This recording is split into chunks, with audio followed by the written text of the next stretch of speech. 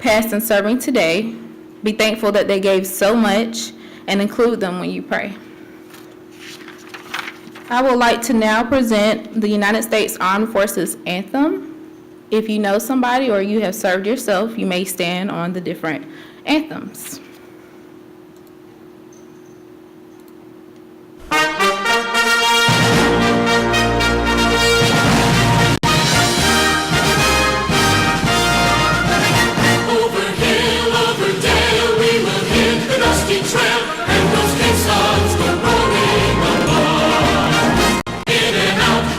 Shout, counter marching all about, and those caissons go rolling along. For it's high, high in the field artillery. Count out their numbers, now let's count. 2, 3, 4, 1, 2, 3. And wherever you go, you will always know that those caissons go rolling along.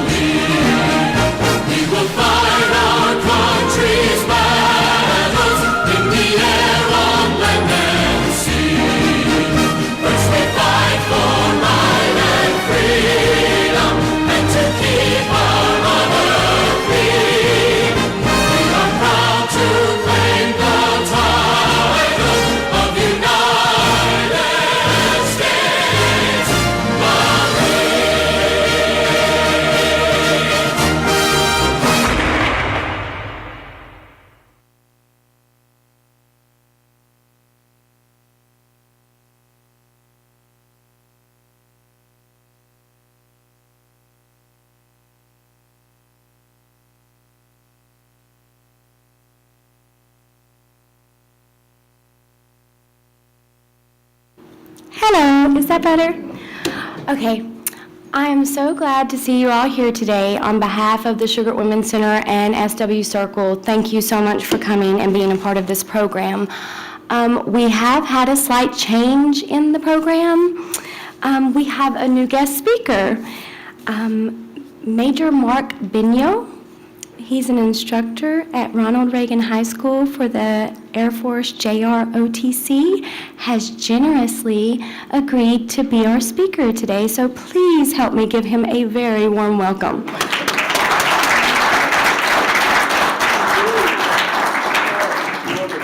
Okay, that may be the only time you clap for me. So, before I start speaking, well, welcome, as she said. it's an honor to be here. It's always an honor to be here anyway. I just thought I was going to be a guest. Now I'm a guest speaker. Isn't that awesome? I found out like 4 minutes ago, maybe 4.5 to be fair. First thing I want to do is we don't ever really get a chance to clap for somebody who sings the national anthem sometimes. She did a wonderful job, didn't she?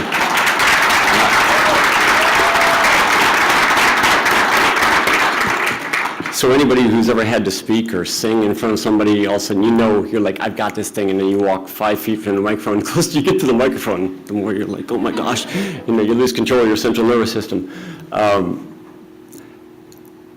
I think the topic is resilience in the face of adversity.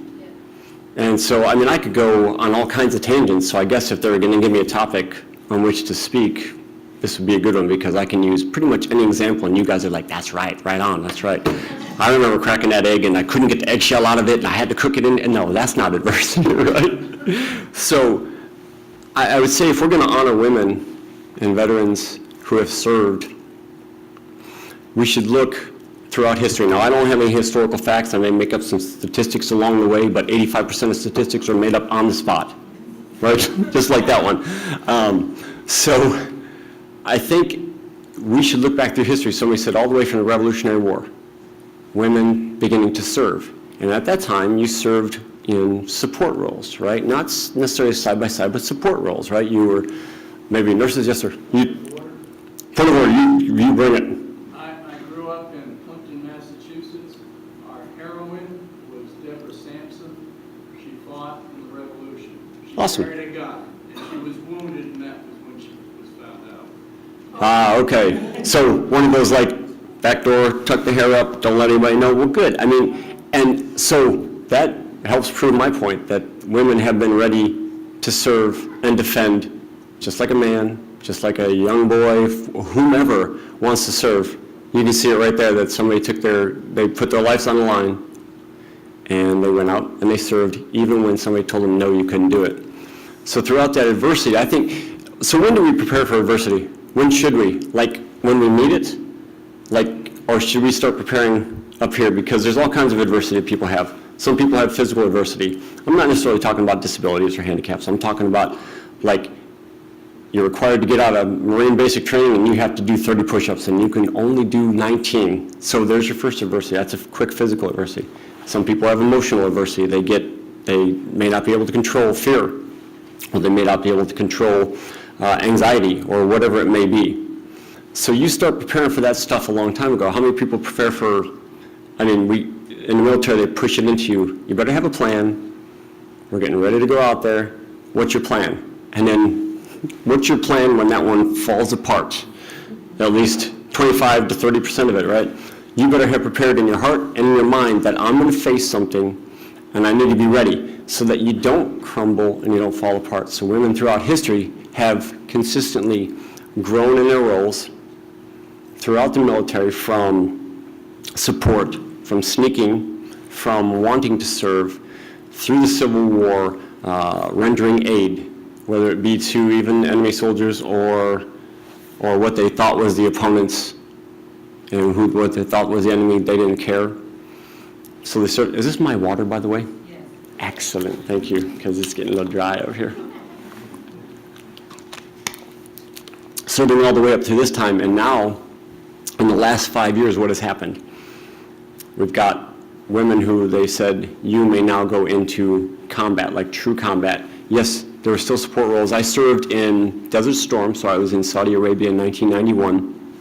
I got recalled, so I was laughing when it said, say goodbye to college joys and get ready to serve. So they pulled me out of college, they activated us, we went to Desert Storm. And at the time, I was serving side by side with women, but they still weren't in combat roles. There were no women fighter pilots, there were nobody on the ground with the weapons, but they served in great support roles as intel specialists or as fuel specialists or logistics, whatever it may have been. They were ready to face it. So women throughout history have been ready. With increasing roles as society or society's norms have caught up with them, they've been ready. So they're ready, they're basically scratching at the door, like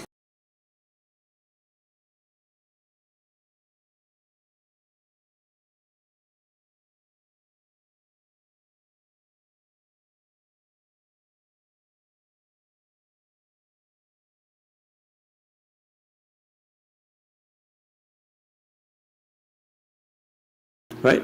And they serve with the same kind of distinction, the same kind of honor that men do, and they face the same adversity. Some of the simple adversities, well, I say they're simple after doing it. You wear a gas mask for 6 hours when it's 95 degrees outside, okay? They face the same trials there. Having to leave your family for 6 months, 12 months at a time, that's adversity. You better be prepared for it beforehand. Let's say you get injured. Are you ready to heal yourself? I'm not getting all metaphysical up here, don't worry. But are you ready to heal yourself by how you've prepared for something that may happen? I mean, do we all really believe that we're going to go through life and we're never going to face a trial? I don't think so. I mean, I would hope not. I mean, if anybody's going, I'm never going to face a trial, we need to talk after. And I will get all psychological on you. That's not going to happen. But we're going to face adversity. Prepare today. How many people are in college here? Okay? So even though I was a pretty good student, I mean, it gets rough, right? I was working 2 jobs. I was going to school full time. That's why college joys, that's a joke. I didn't have any college joys. I had college jobs. So if I just changed the Y to a B, I had college jobs to leave to go to school. But you face adversity, and I think a lot of times when we see, like if we see a fire, we're going to run. We know exactly what to do. We're going to put that fire out. Let me go get the fire extinguisher. Not necessarily being a hero, but it's a big adversity. What about the simple ones that we don't know are there? So that's why getting ready and preparing for that comes a long time before the adversity is there. If I use examples from my own life, I could fill the room. My sister is much more funny when she tells the stories, but just recalling the stories about, a mom who wasn't there, about a dad who worked too much, so he was never there. So you didn't have that support right there at the beginning. Many of us may have had that. Or you may have had a childhood where, your parents were super loving and stuff, and maybe they never let you face adversity. So you may learn it later in life.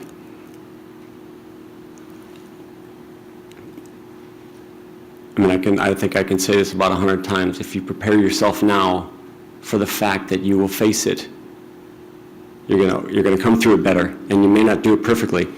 A little simple example: the girls here practice a totally different kind of color guard. That's not true adversity. It's a little simple one, but within 7-8 minutes, they got it down. Sarah over here she does not like this, so she was shaking like a leaf, right? And I said, just slow yourself down, slow your mind, and you'll get through this, okay? It's a simple adversity, but you got to be ready for it, and they're ready to handle it. So women throughout history, in the military, they're ready to take the next challenge. So as they go into combat roles, they're ready to give their lives. They're supporting and defending the Constitution of the United States, as Yolanda said, right, from the poem. And I don't know what these young ladies are going to do, but they're wonderful young ladies in my program in JROTC. I love having them. Sometimes a little scary being on the bus alone with them, okay? But, because I don't know what's going to happen. Don't know what songs are going to come out, what moves are going to bust out. I'm like, oh my gosh, let me just block the mirror. But I think the girls here, I think some of them, if I asked in their early lives, what the chief and I do. So our job, I've faced adversity throughout my life, tried to overcome it as best I could. And what we try to do is thrust artificial situations on these girls and these boys in JROTC. We sometimes make it up just to make it harder. It could be extremely simple. Scoop that ice cream out of there and put it in that bowl. But now you have to do it with your hand between your leg and flip it over your shoulder and get it in the bowl the first time and you fail. So we just do that to them so that they're not going to hurt anybody here, they're not going to hurt themselves. If that fails, they've kind of gone through the process of, how am I going to overcome? And so we like to see that, and these are wonderful young ladies. They really are. I love having them in the program. They're so excited when you guys invited them to come here. So look at your lives now. I mean, you see them now. See where you're at. Can it get better? Can it always get better, or can you do something to better yourself? Yes, you can. I can every day. Whether I learn a new word, whether I teach them a new word, something. But how am I going to overcome it? Hopefully it's going to go well. But when it doesn't, I'm ready to take it. I'm ready to get help. And I've prepared myself to do the best that I can. And I tell these kids that the things I want for them are to look at themselves every day and can you do something better? I said, you're not better than anybody else, but can you do something better than you were yesterday? All right, so overcome the little adversities. And again, they're very subtle sometimes.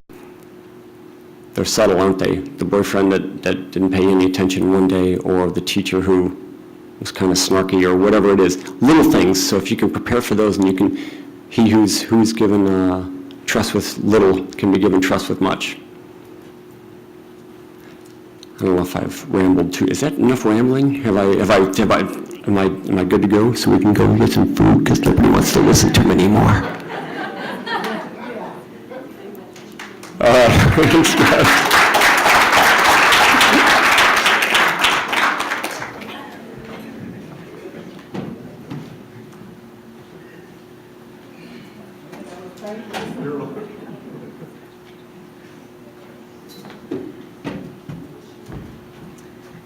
Thank you so much for those words. And since we're doing things a little different now, I'm going to ask that all stand.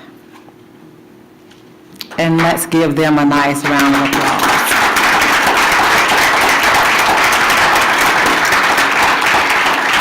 Also, at this time, I would like to extend the invitation for any of you who have something that you would like to say on this day. We're honoring you all, and you all, Holly, you all, we're honoring you. And so if you'd like to have 2 minutes maybe to say something, we welcome that.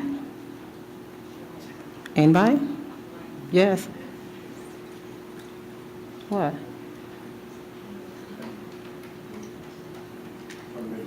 Yes, please. Yeah, because they're calling me for something, and I don't know why. This is Greg Chase. He'll introduce himself, but I'm going to do it first. But he is our Director of Human Resources here at SWCircle, and if memory serves me correctly, he was U.S. Air Force? Yes. Yes, yes. I like him already. 27 years, 4 months, and 8 days, but who's counting? I just wanted to piggyback on the Major's points, adversity, and tell you about one of mine. My tennis coach in high school, I played tennis and ice hockey. I don't know how you do that. But anyway, my tennis coach told me to go out and do cross country. And so I went out and I met with the track coach, and he says, run me a 100-yard dash. And I did. He says, you can't run. I quit running when I was 51 years old. My knees gave out. I ran 10 Ks, I ran 5 Ks. I just did it because that idiot said I couldn't run. So just do it.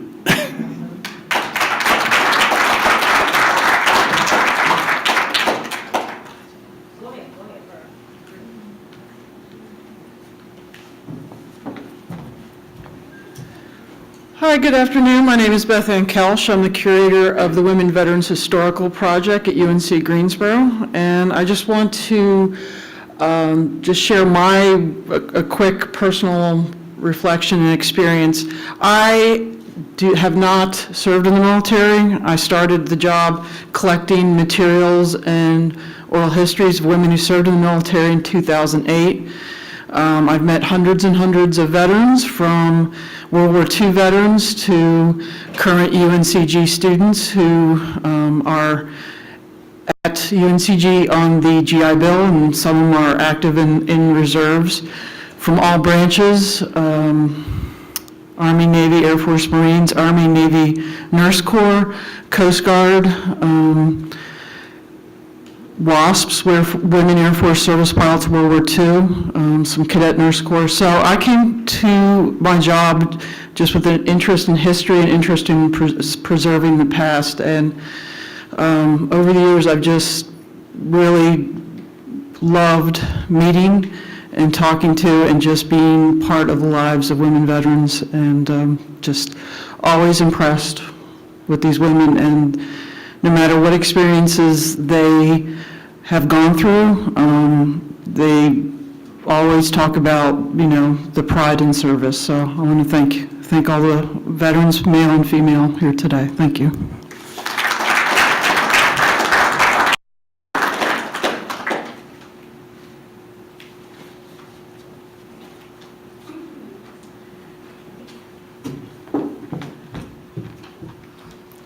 Okay, now I would like to introduce Sergeant Major retired Andrea Maine.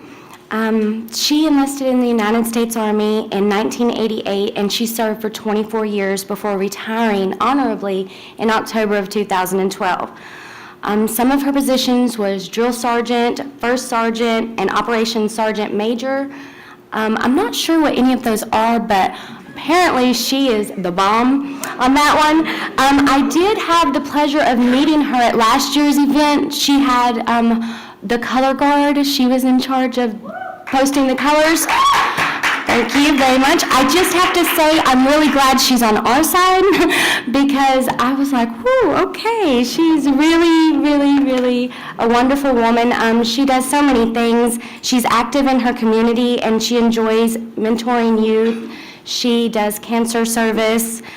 She likes to spread love, strength, and courage to everyone that she meets. She's the founder of the Haiti Smiles Foundation, the Champs Youth Program, and the co-founder of Changing Faces. It's a mentoring group for teenage girls dealing with emotional and mental distress. So I could go on, but I'm going to go ahead and let her come on up, and please help me give her a warm welcome as well.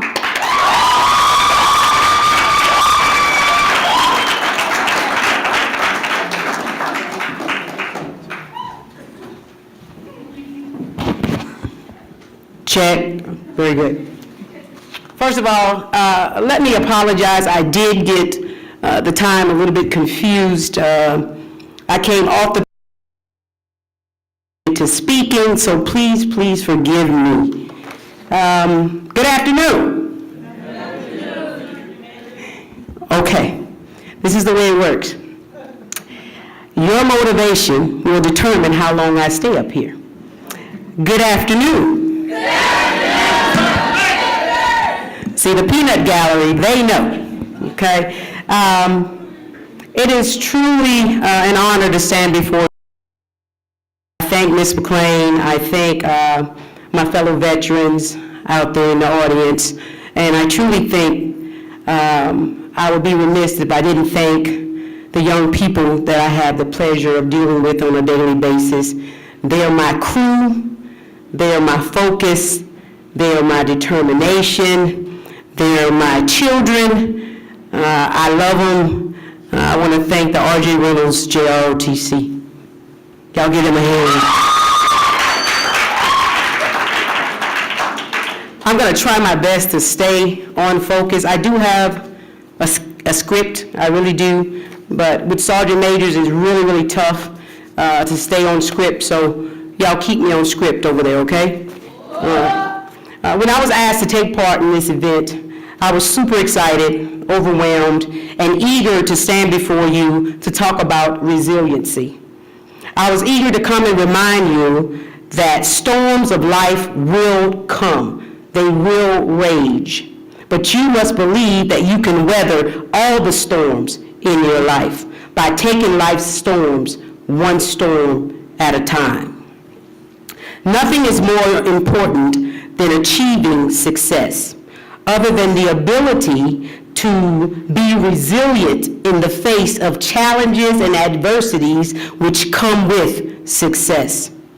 Whatever you envision in your future, it is safe to say that you will have obstacles. You will have challenges. You will have adversities.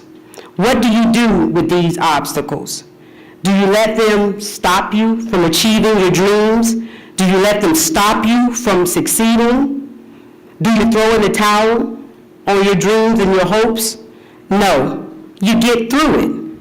You take it on and you get through it. We get through it together.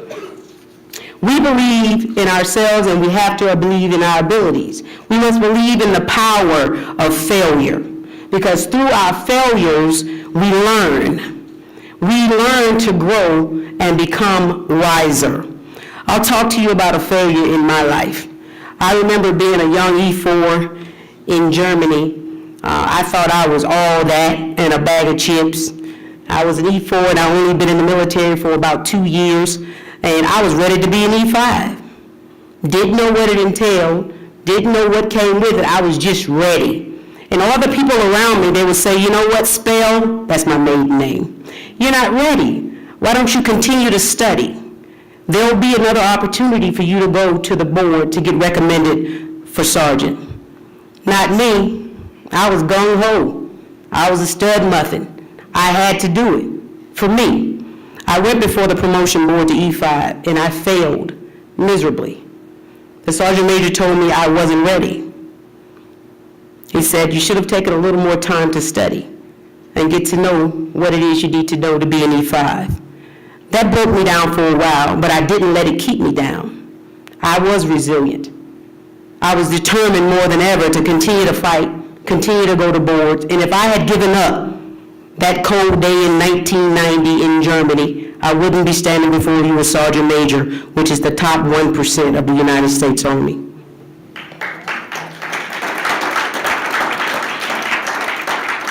There are 3 things that I want to leave with you and I'm going to get off this platform. The first thing is to believe that you can do it. Whatever your it is, you have to believe that you can do it. Whatever your it is, adopt a growth mindset instead of a fixed one.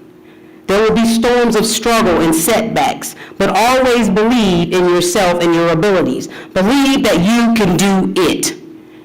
I'll talk to you one more time about an experience in my life.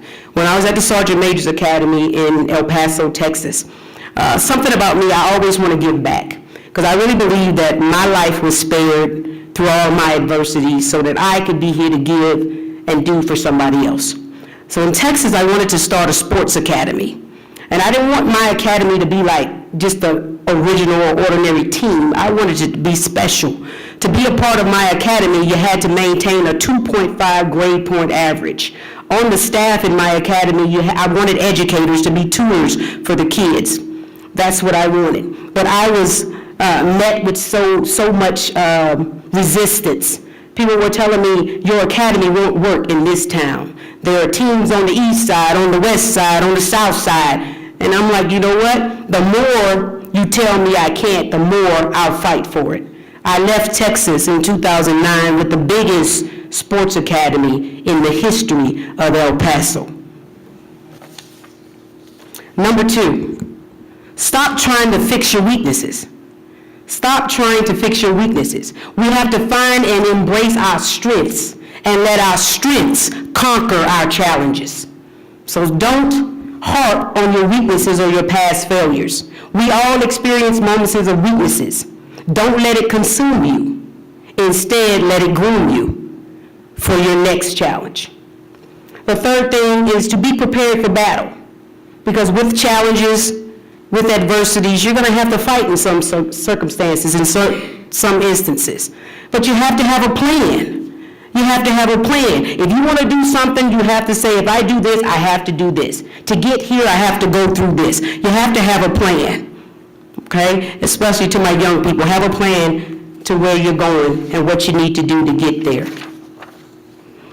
Battles come in the form of depression, financial distress, divorce, sicknesses, relationship issues, family issues, bad grades, peer pressure, all of it. But remember, resilience is resilience is about building an inner strength to clear the hurdles in your path. Don't leap without a plan. Resilience is the ability to bounce back from setbacks. Resilient people thrive and grow in the face of adversity, challenges, and change.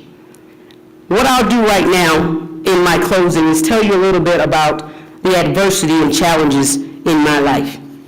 In January 2003, being the little stud muffin that I was, at the tender age of 32, while stationed in Alaska.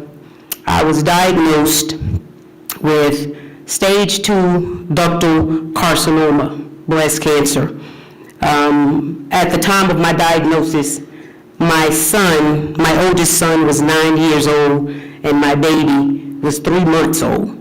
I thought that the diagnosis of cancer was a death sentence for me. I couldn't believe someone as healthy as I thought I was, in physical shape as I thought I was. I never smoked a cigarette a day in my life. I didn't drink. I was a stud muffin. Cancer did not run in my family. I'm the first. It came for me, and I weathered that storm. I didn't let cancer have me. Once I was done crying and dealing with the diagnosis, I stood up and I said, I will fight this thing. I will not let it have me. I will continue my career in the military. I will continue to raise my children. I will continue to inspire and encourage young people. I got through my adversity. I got through my challenges. I got through a change, a major change in my life. And I stand before you today cancer-free.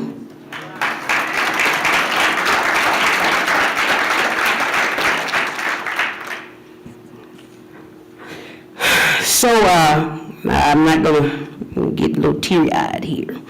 I can remember, though, when I was going through my battles, my youngest sister said to me, she said, Andrea, you know, God gives his toughest battles to his strongest soldiers.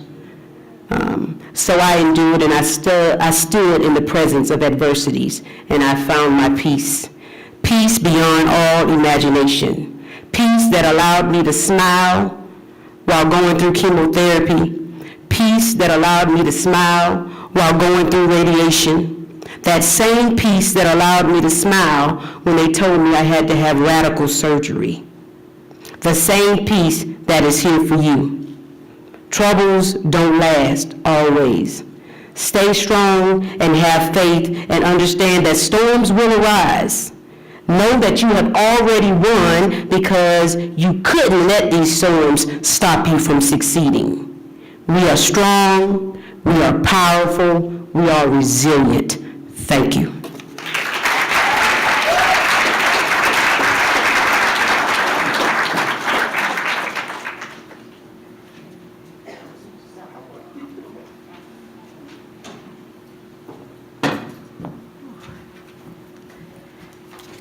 I don't know why I think sometimes I can get up behind somebody like that and say something who has such a powerful message of resilience.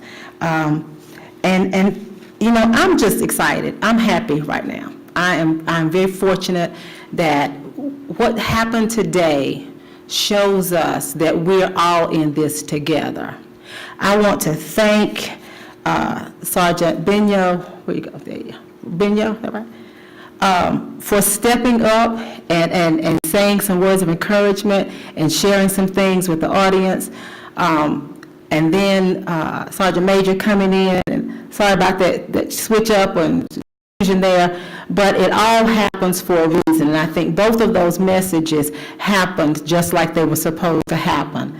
It was no coincidence that you were here with us and said, be ye ready. We always have to be ready. And that's what we try to do, to support one another, to serve one another. And my heart is grateful to the men and women who have served this country, who still serving this country, who may someday soon serve this country, because I'm grateful. If nobody else tells you that they're grateful, Shireen Lockhart McLean is grateful that you put your lives on the line for me. For me, I'm grateful. Thank you all for coming. Thank you for bringing your students from Reagan High School. Thank you for being here. Young ladies from Reynolds High School, thank you for coming. Thank you as instructors for bringing you. The students, the staff, faculty members from Forsyth Technical Community College, thank you for coming. Thanks Student Activities for always supporting the Shugart Women's Center. And we thank our singer. You have an amazing voice. This young lady is a freshman. You haven't, girl, you better do it.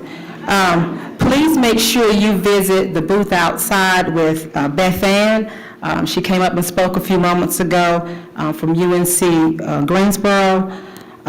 Katie Wall has some information outside from Goodwill Industries to share. So don't leave. We have food for you. Y'all like food? Yo, yeah. Oh, yeah. I think I saw my vice president somewhere. There she is. That's my vice president, y'all. That's my boss. She's here and she's going to give a few closing, no, maybe so. Yes, she is, because I already said it now. Some closing remarks, and then we'll be out. We're still on target. I thank you, and may God continue to bless you all.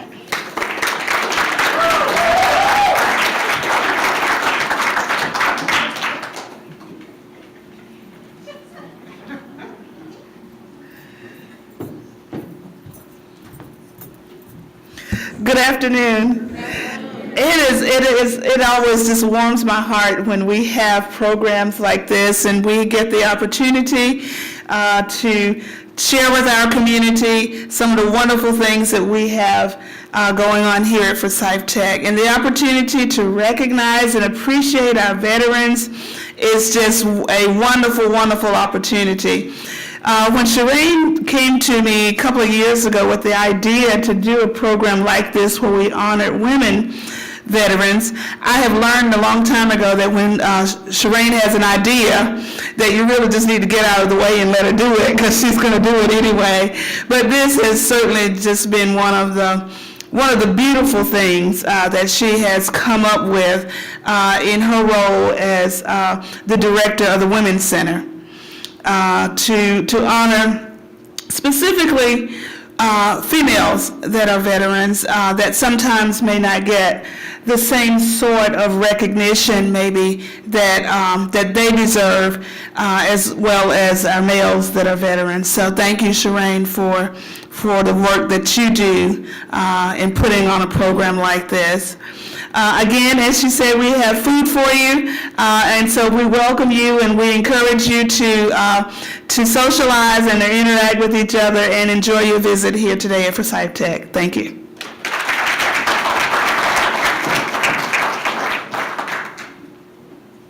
Food is located in the room right behind us here. Make sure you fill out your evaluation form because we like to hear you. So, good morning, veterans first, veterans first.